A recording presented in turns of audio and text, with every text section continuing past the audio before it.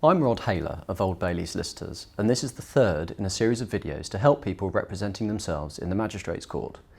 In this video, we're going to talk about entering your plea to either way offences. Before we do, let's recap for a moment. There are broadly three types of offences. Those that can only be tried in the Magistrates Court, summary only, those that can only be tried in the Crown Court, indictable only, and those that can be tried in either court, which are known as either way offences. For either way offences, the process is a little different from summary-only matters. Your first hearing will be an allocation hearing. The clerk will ask you whether you intend to enter a guilty plea, indicate a not guilty plea, or decline to indicate a plea at this stage. If you enter a guilty plea, then the magistrates will sentence you as they would for a summary-only offence, unless they feel their powers of sentence are insufficient.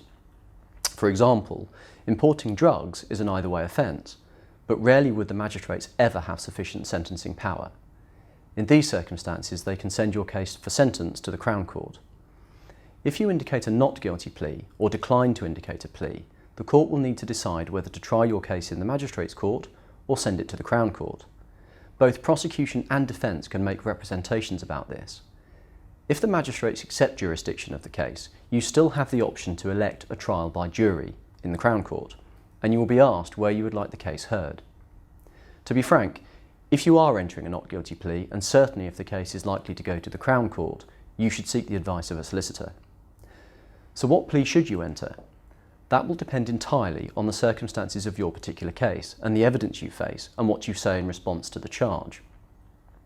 If you're in any doubt as to the appropriate plea, get some advice, either from the duty solicitor at court or by finding a lawyer yourself. Again, take a look at the Crown Prosecution Service website, look at what the prosecution need to prove, and consider what you did or didn't do in the light of that. This will help you decide on the plea you wish to enter and the likely penalty if convicted. It's true that the courts give credit for a guilty plea, that's to say they reduce the penalty. They do this because it saves time and resources, it means witnesses don't have to come to court, and it demonstrates a willingness to take responsibility. However, you should only plead guilty if you are guilty. You should not do so simply to get the case over with or to seek a lighter sentence.